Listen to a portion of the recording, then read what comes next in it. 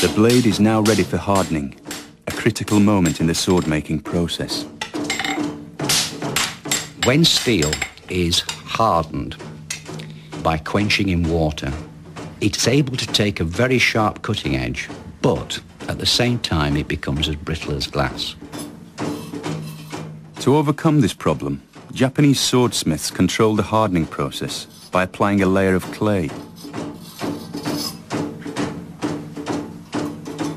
ですから粘土の厚いところは冷え方が遅くなるし、薄いところは温度の下がり方が早くなる。それによって焼きが入ったり入らなかったりして、その波紋ができるわけですからね。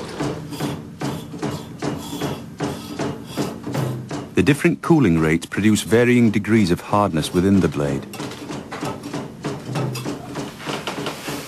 The Japanese blade, because only the cutting edge is hard and the back of the blade is soft, the soft back reinforces the cutting edge and enables it to be left as hard as it possibly can be.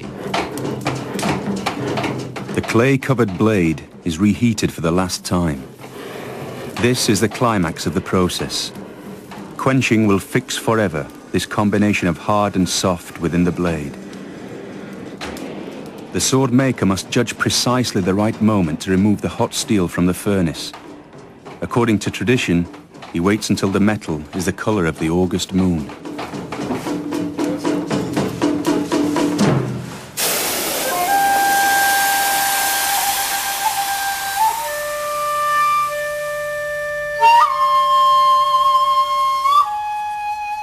The finished sword is marked with a crystalline pattern in the form of a ripple along the hard edge of the blade. Called a hamon, its form and variations in texture can determine the period of the blade as well as the swordsmith. The hamon is also valued for its beauty.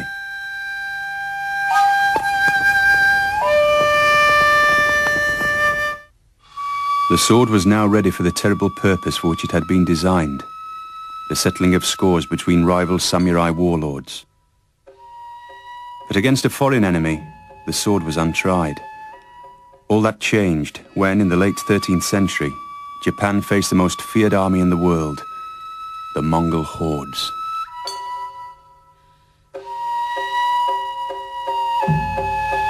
The war against the Mongols culminated in the Battle of Hakata Bay.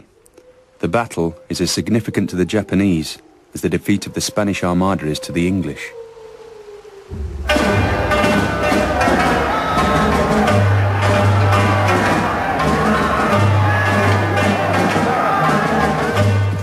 Known as the Devil's Horsemen, the Mongol army exploded from their homelands in Central Asia and created the largest empire since the Romans.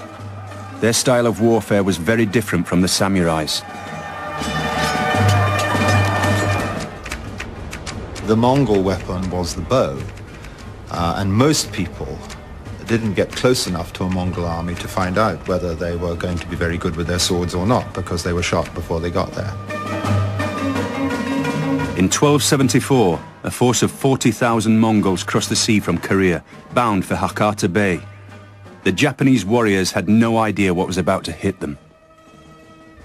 The Japanese, hearing of the arrival of Mongols, of course, galloped to meet them as soon as they could and were intent on singling out a suitable opponent, and preferably someone of high rank.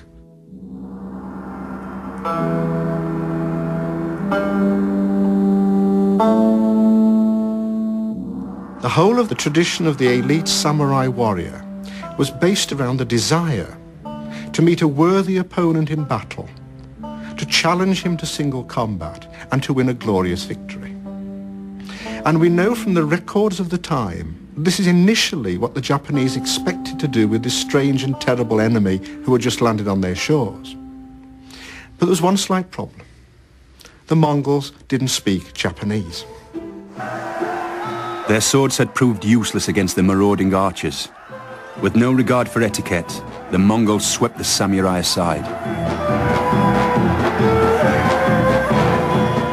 It must have created enormous terror. And then night fell, illuminated only by the burning buildings. The Mongols chose to spend the night on their ships rather than on land. And that was when the great surprise happened for the Japanese. Because when dawn broke, they walked back to the beach, wondering where the Mongols were, and they'd all gone.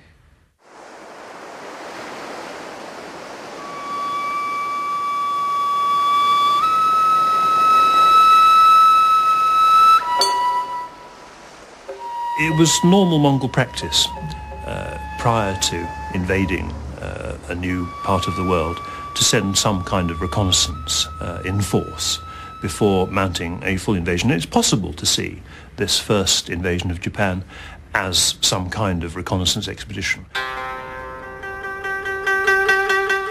The Japanese gave thanks for what they saw as divine intervention.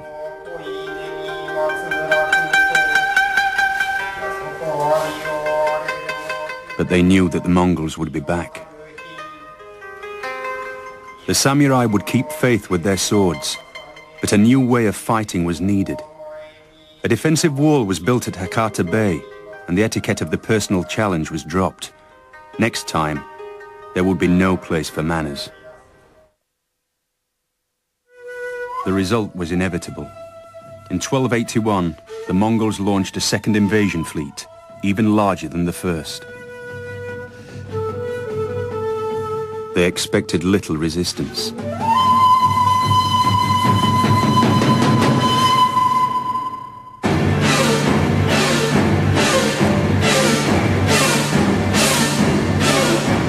The skies went dark with the arrows from the Mongol troops.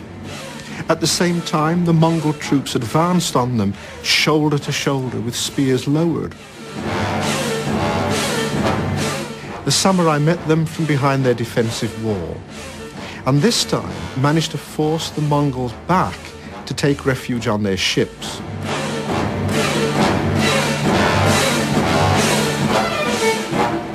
Because the line held and the Mongols weren't able to force their way inland, the Japanese then were able to take the fight to the Mongol ships themselves.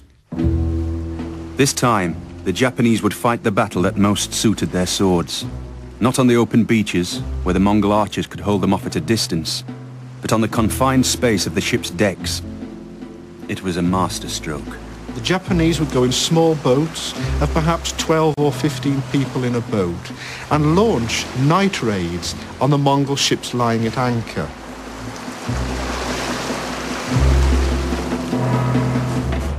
The Mongol sword, although very useful on a horse, I think that this could have been a problem against a Japanese sword, because one, I mean, this has no strength to it at all, and it's is not designed for meeting the opponent's blade. So one good beat from a Japanese sword, that will be out of the way long enough for you to be dead. If it was sword to sword, the invaders didn't have much of a chance.